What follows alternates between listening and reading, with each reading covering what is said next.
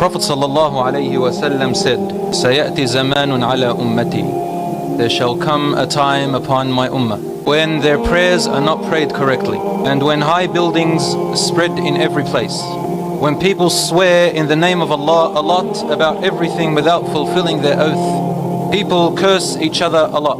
Bribery and adultery prevails. People neglect the hereafter in order to buy the luxuries of this world in exchange for the hereafter. So people become materialistic. The Prophet ﷺ said, فَإِذَا رَأَيْتَ ذَلِكَ فَالنَّجَاةَ النَّجَاةِ. If you see this happening in your time, then seek refuge, seek refuge. Find a solution to get away from all of this. In one other hadith, a man said, Ya Rasulullah, what is seeking refuge? How do I seek protection? And Rasul ﷺ gave an expression like this. He said, by adhering to your house and keeping your mouth shut and hold your tongue and hand from doing unlawful until death comes to you.